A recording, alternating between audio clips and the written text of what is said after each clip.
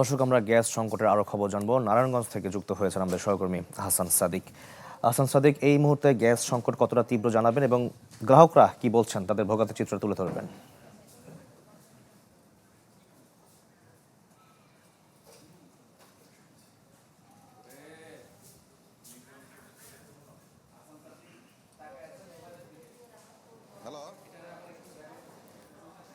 হাসান সাদিক, নিশ্চয় শুনতে পাচ্ছেন আপনি আমাকে?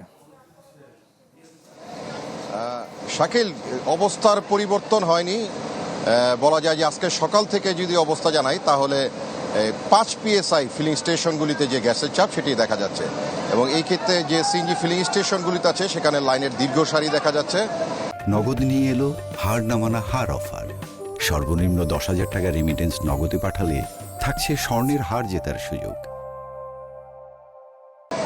তো সেই সাথে যদি নারায়ণগঞ্জ একটি শিল্পাঞ্চল, এখানকার তথ্য জানাই তাহলে কিন্তু গ্যাস নির্ভর যে সকল রপ্তানি শিল্প রয়েছে সেখানে কিন্তু একটি বিশাল প্রভাব পড়েছে এই গ্যাস সংকটের, এবং শিল্প মালিকরা যেটি বলছেন যে অতি দ্রুত যেন এই সমস্যাটি সমাধান করা হয়, না হলে রপ্তানি খাতে কিন্তু একটি ব্যাপক প্রভাব পড়বে এই গ্যাস সংকটের কারণে।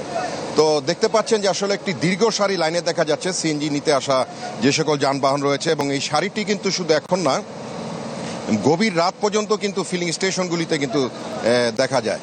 এবং সেই সাথে একটি অভিযোগ আছে, যারা যাত্রী রয়েছেন তারা বলছেন যে আসলে গ্যাস সংকটের সুযোগে কিন্তু যে যানবাহন আছে সেখানে কিন্তু ভাড়া বৃদ্ধিরও কিন্তু একটি ব্যাপার দেখা যাচ্ছে।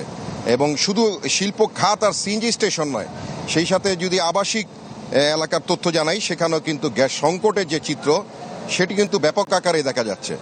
তো সব মিলিয়ে বলা যায় এখন পর্যন্ত কোনো সুখবর মেলেনি। বলা যায় যে সময় গড়ার সাথে সাথে নারায়ণগঞ্জে যে গ্যাস সংকটের যে চিত্রটি সেটি কিন্তু দেখা যাচ্ছে, এবং শিল্প মালিকরা এটি দ্রুত সমাধানের ব্যাপারে সরকারকে এগিয়ে আসার তো আহ্বান জানিয়েছে। তো এই হচ্ছে নারায়ণগঞ্জ থেকে সর্বশেষ পরিস্থিতি ও গ্যাস সংকটের। শাকিল।